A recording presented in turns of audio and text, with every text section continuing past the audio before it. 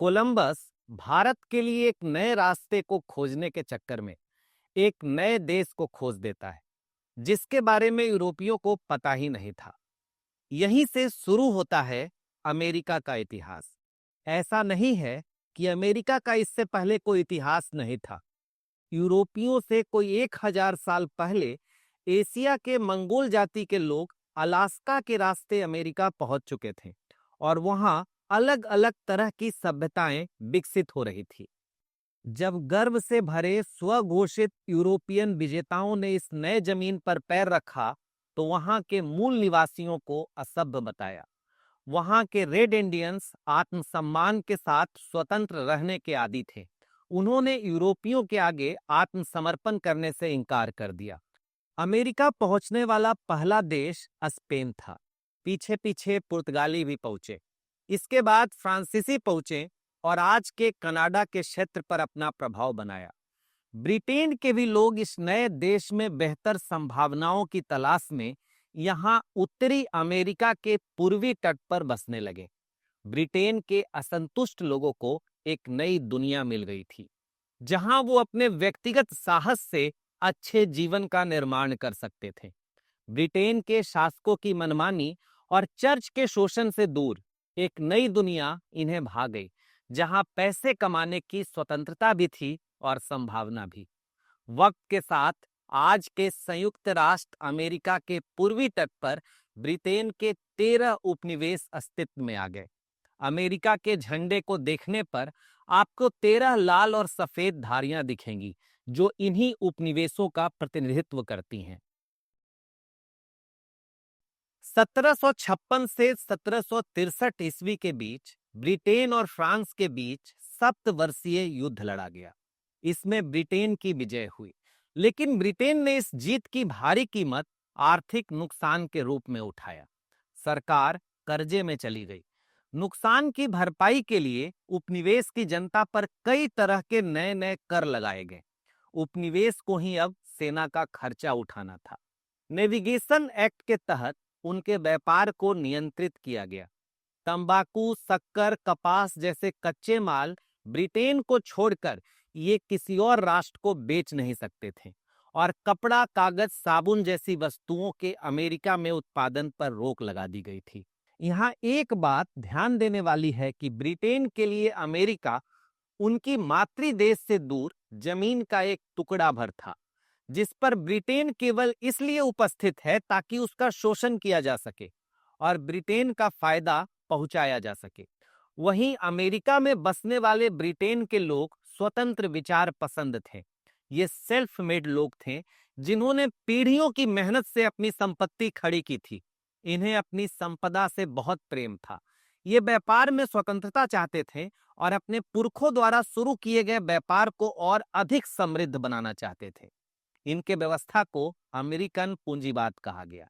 इस लिहाज से अमेरिकन पूंजीवाद और ब्रिटिश वणिकवाद का संघर्ष स्वाभाविक था, क्योंकि 1770 ईस्वी तक अमेरिका में एक पूंजीवादी वर्ग उभर चुका था और अमेरिका का व्यापार बहुत उन्नति भी कर रहा था।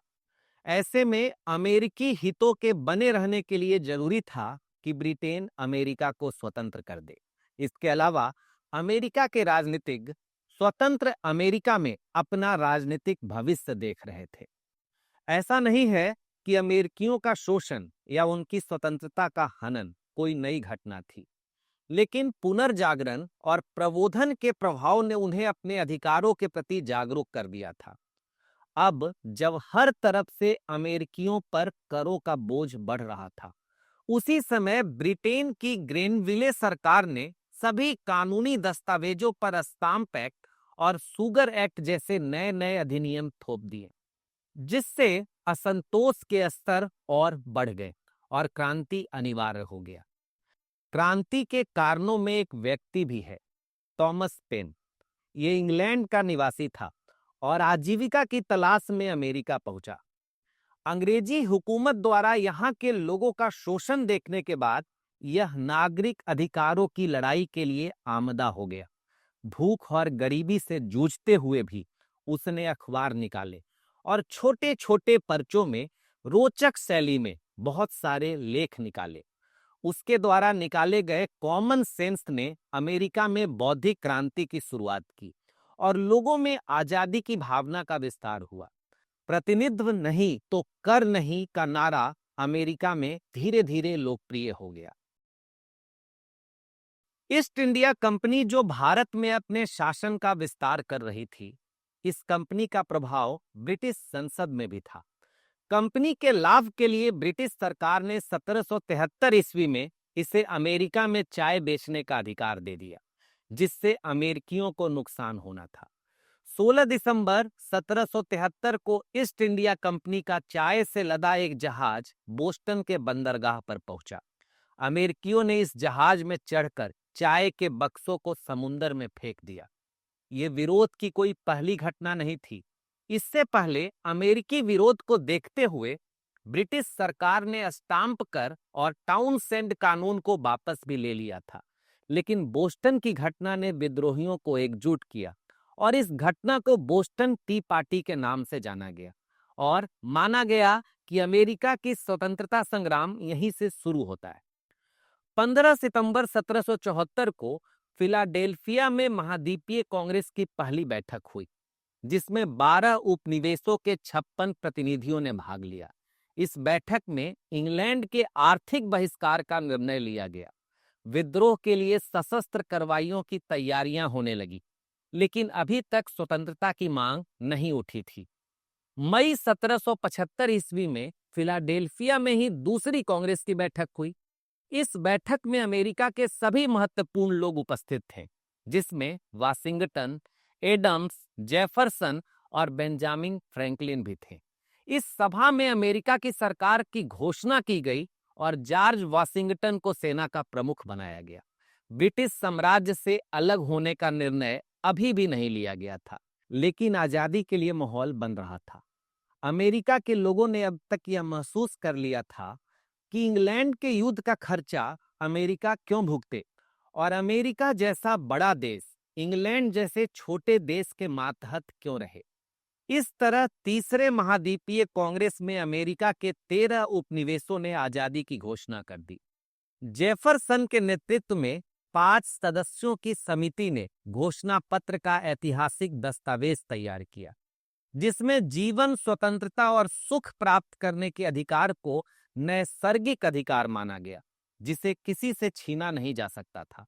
इस घोषणा पत्र के आधार पर 13 उपनिवेशों ने अपने आप को संयुक्त राज्य अमेरिका घोषित कर दिया।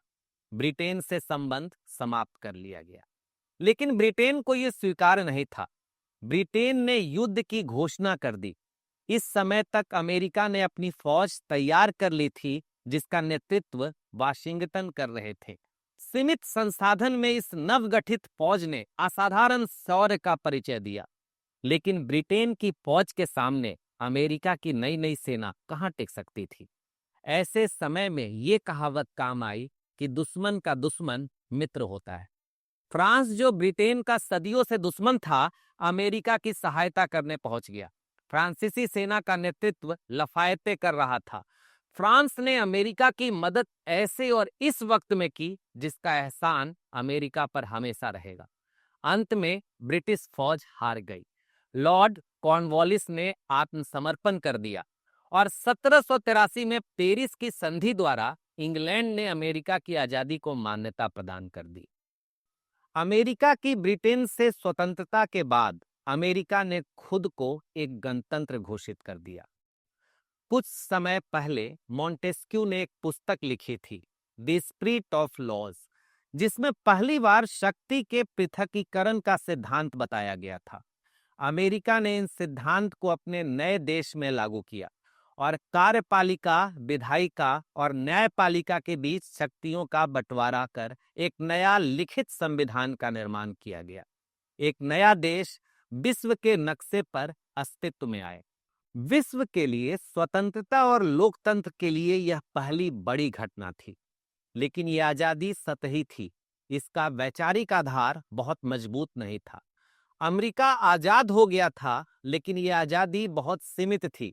अमेरिका के मूल निवासी रेड इंडियंस और श्वेत अफ्रीकी गुलाम अब भी गुलाम थे। ये आजादी केवल ब्रिटेन के पुराने नागरिक जो अब अमेरिकी थे केवल उन्हीं तक सीमित थी। जॉर्ज वाशिंगटन अमेरिका के पहले राष्ट्रपति बने और अब अमेरिका जो अब तक पूर्वी तक सीमित था उसने अपना विस्तार पश्चिम तक करना शुरू कर दिया।